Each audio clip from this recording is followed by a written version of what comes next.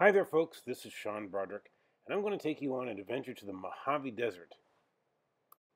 We're actually going to look at the Moss Mine, which was discovered by this guy, John Moss, or Captain Moss as he's known. And he found it back in 1864, that's when they started working there, probably because it was so easy to find. The ore containing the gold is its surface, and it weathers differently than the other rock around it, so it sticks up out of the rock like a dinosaur's spine.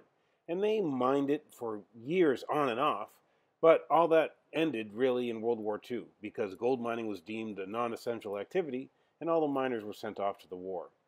Well, more recently, a company named Northern Vertex has started to redevelop the Moss Mine. It has a subsidiary, Golden Vertex, that operates the actual mine. And for the past few years, it's been a beehive of activity. They've been drilling, they've been doing test runs, they've been doing everything they need to do to bring this project back into production. And they plan to have it back in production in the fourth quarter of this year. I went there recently with the company's CEO, Ken Berry, and he showed me all the activity that they're doing to bring this project back online.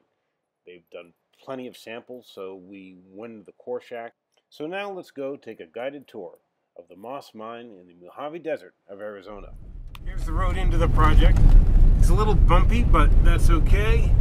I've been on much worse roads and working mines. You can see the landscape around us is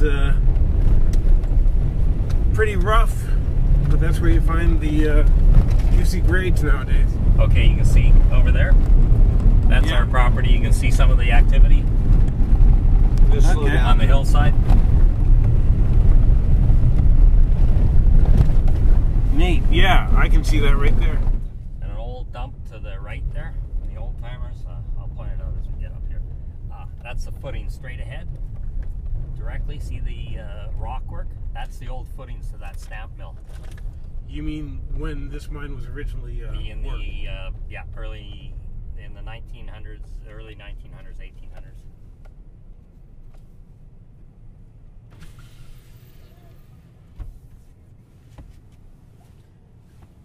So over there is the heap leach for the test, right?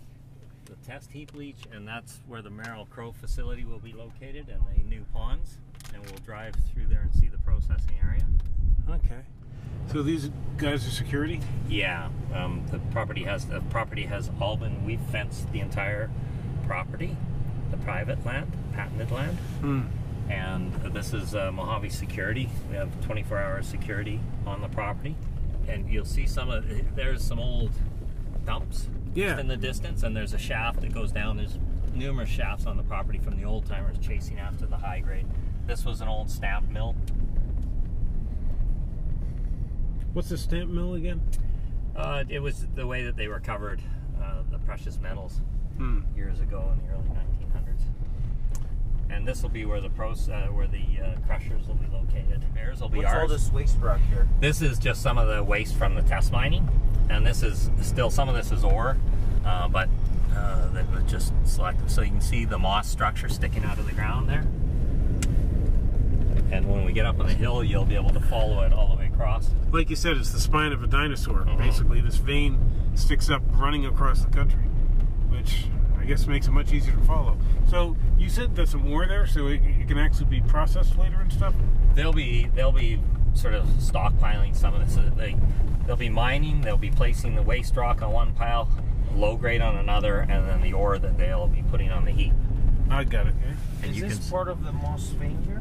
This is the moss structure right there, and you'll see it. I'll just go like this. You'll see there. That is the footwall right there, and that's that 65-degree angle. And it runs out, and it goes anywhere. It fans out anywhere from 30 feet to 150 feet. You know, it varies. And you saying this is all mineralized material here? Yeah. Tidy this road up. So yeah, we can see that the road curls up along there. This is all to access the big spine of rock. So this will be all part of the pit, the western pit here, right along here. Okay. This whole hole. You can see the berms on the side of the road. These are all to safety standards. You have to have these. What they're doing now is they're prepping the pad. So the pad's going to go sort of up and over that hillside. That is a long way. Well, it'll come. The pad will come all the way over here to the other side. Okay. The pad will drain into 3 different locations, and then the Merrill Crowe facility is in the distance there, where you see that fellow walking. Yes. That's going to be where the Merrill Crowe building will be.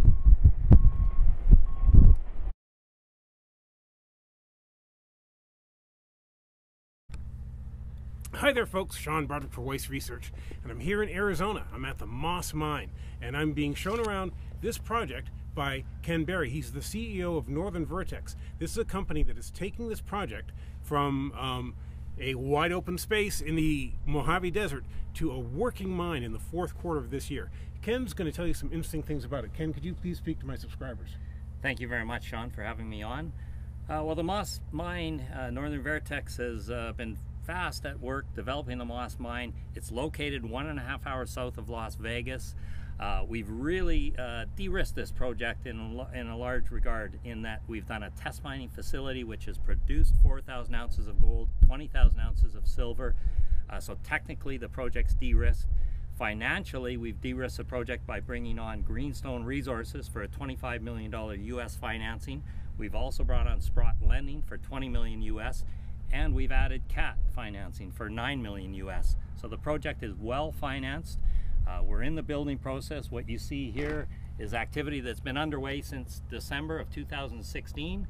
We're expected to be complete construction in the fall and pouring gold by the 4th quarter. Excellent, excellent. And it's a low-cost mine. It has a low all-in sustaining cost, low strip ratio, and so could you please speak about that as well? Also the internal rate of return. Well, economically, as you pointed out, it's very robust. We have an all-in sustaining cost of $662 per ounce. We have an internal rate of return of 48% after tax. So this project is very strong in mining terms. Right, and those economics were at the price of gold would be $12.50, isn't that right? They're calculated for the feasibility at $12.50 gold. If you were to do a sensitivity analysis at $1,000 gold, it's a 24% return, which is still very strong for a mining project. Conversely, if you use $1,500 gold, it's a 68% return. Excellent. So now, one of the fascinating things about this project to me is the actual vein that they're looking at. If you look up at the hills over there and then follow along there, you'll see a ridge. That's the mineralized vein. That's so they know where the gold is, and so they can actually build a pit around there. And so that's one of the things that actually keeps us low, is it's at the surface. So they just have to dig. It's also below the surface, but it isn't that deep, or else rather, I should say, they don't have to go that deep to actually get a lot of gold, which is really, really cool.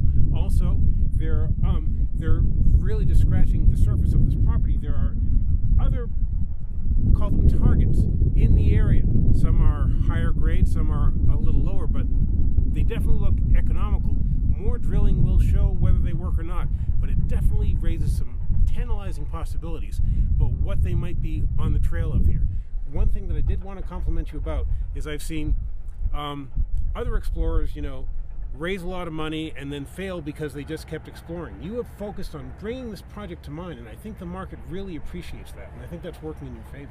Well, from 2011 to 2015, in a challenging market, we were successful at raising the funding necessary to move this towards production when many other mining companies were standing still. So we feel like we're leading the pack, and to be in production in the 4th quarter is pretty exciting for our shareholders. Great. Well, that's about it for me. Is there anything else you'd like to add?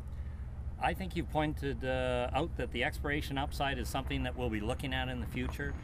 We're definitely, our belief is that there's many more ounces and resources to be found here, not just on strike, but at depth and in the region of opening. Okay, well folks, we found about the only quiet corner in this entire mine site, because there are trucks all over the place building this thing, but they're starting to roll in now. So I'll wrap this up. This is Sean Broderick for Waste Research. Thanks for tuning in. We'll have more for you on this company, so stay tuned.